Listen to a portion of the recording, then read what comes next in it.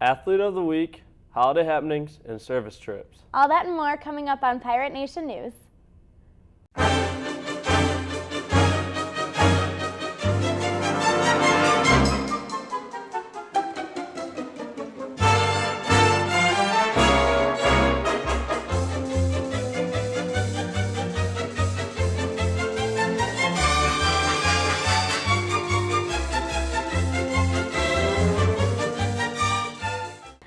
Good morning, Pirates, and welcome to this week's edition of Pirate Nation News. My name is Kendra Lutz, and this is Shane Raditz. Thanks for having me, Kendra. Only one more week until winter break. I know, I can't wait. Prairie High School service learning students recently traveled on a trip to Chicago for Sukasa. Alex, a PNN reporter, has a story for you.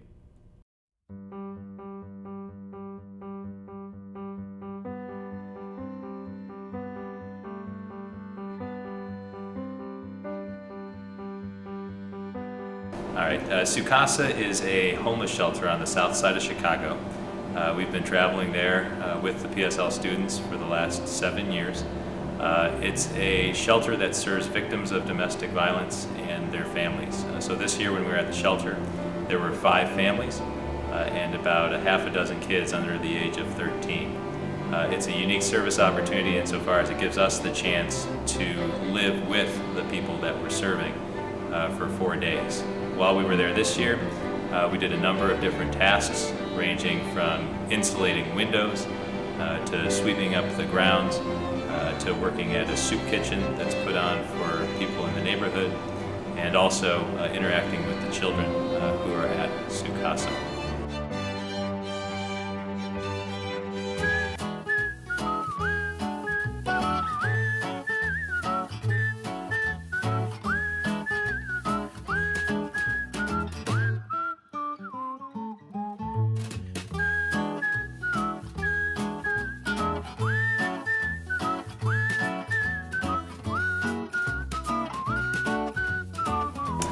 I think the trip's important because a lot of us have preconceived notions about homelessness, about what homelessness is, and when you go to Sukasa, you can't help but have those preconceived notions shattered.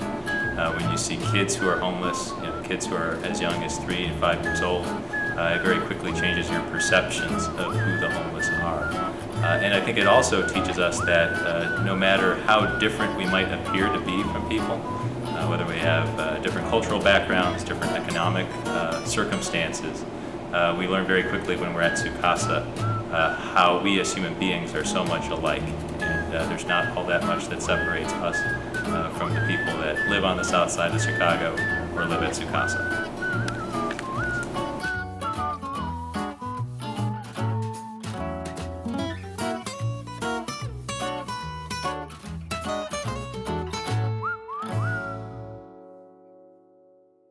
Alex told us that it was a once-in-a-lifetime opportunity to work with some great people, and he was grateful he had the experience.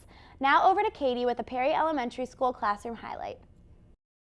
Mr. Sneed, a third-grade teacher at Perry Elementary, has been entertaining his students for over 15 years by dressing up as a nutcracker and creating activities for his students to learn about the traditional holiday character. What we do leading up to this day, we do some research. We went to several different websites, pulled it all together to put into this packet, which we all read this morning. We highlighted the important things about nutcrackers, so the kids can pretty much tell you where they originated, why they originated, how they got brought to the United States, because that was something that happened quite a while ago, and what some of the different traditions are related to nutcrackers, including the ballet, the different versions of stories. Over the years, Mr. Sneed has added quite a few nutcracker characters to his extensive collection. I currently have about 225 here in the room. The kids actually counted them the other day to give me an accurate count, and I counted at home, and I have 225 there. So I just hit 500 at this point this year in my collection. And then the kids themselves design nutcrackers. Today we've done different stories, versions, so we saw different character names, different endings, and compared all of those. They got to select their favorite nutcracker out of the room and actually put it on their desk very carefully and write about it and describe it the best they could without naming it, so I could see what one they're writing about. It's taken me about 2 weeks to get all the nutcrackers here, and they're all by collections. I've got sports people, characters from movies and cartoons, Disney, jobs and careers, and then miscellaneous nutcrackers like from the ballet and around the world. I have a collection of around the world nutcrackers. So it's been a lot of excitement, and today's the culmination of all that learning. What a cool experience for the kids. Yeah, he's been doing it for the past 15 years. And now here is your tip of the week from Scruples, the world's private social network. Believe it or not, all sites aren't secure. They may appear to welcome you with happy open arms, but don't go frolicking into the cyber field too easily. Be sure to read the privacy policies of the sites you use the most to ensure that you don't get burned. Always remember to practice safe sharing and have fun online. Thanks, Kendra. You too can try out Scruples by visiting www.scruples.com. Students and teachers have taken on an initiative to help families in need this holiday season.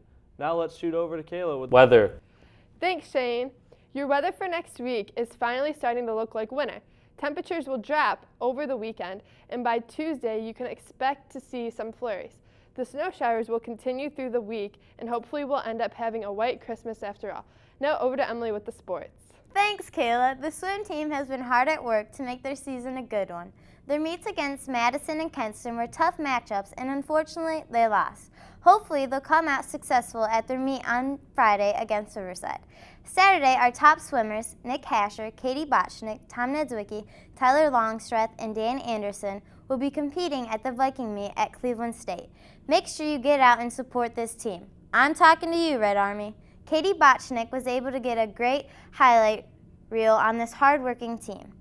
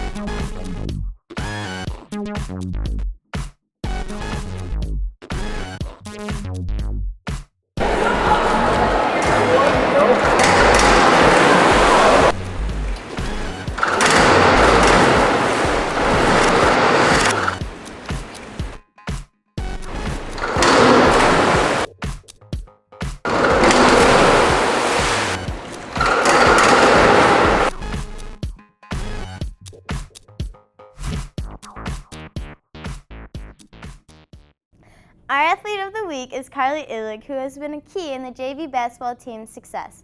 Coach Decker explained to us why she's such an outstanding asset.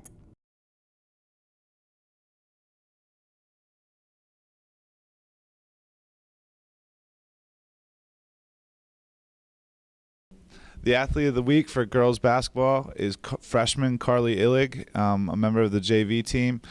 I chose her for her performance against Aurora on Friday. She led the team in scoring as well as demonstrated the poise and leadership in order to, lead the team to their first victory of the year over Division I Aurora. It was her presence on the court, her hustle, her effort, and just her determination in a double overtime game to pull out the victory.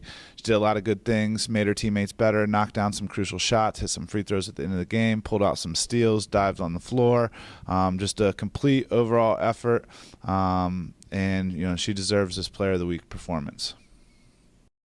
I was able to catch up with Carly and ask her what she does to put herself in the best position for success.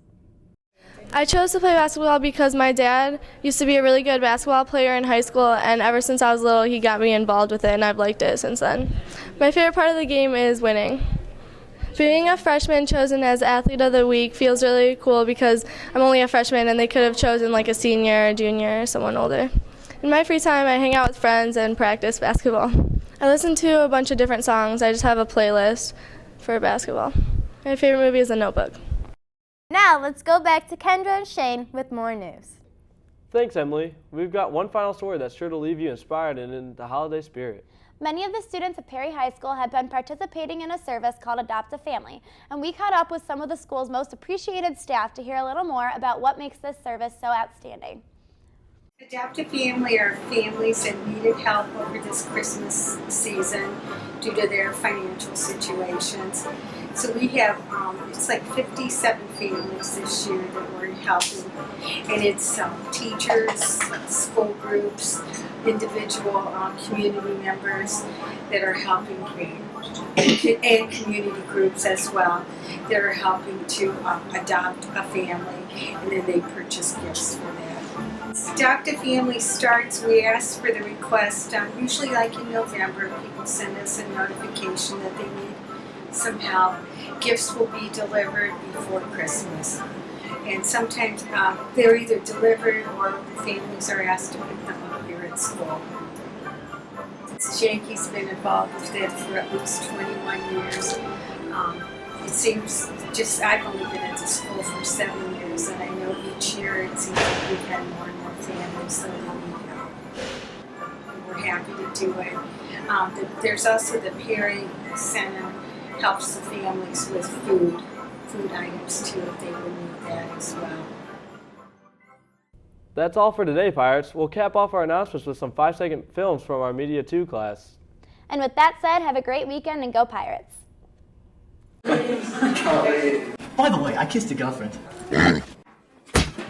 For class! You're late. Please, God, help me through this hard time. Please, Patrick, help me through this hard time. Dang, I got a tweet about that. The doctor said your ankle's not ready to walk on yet. Don't worry about it. Man, I'm hungry. That's what I'm talking about.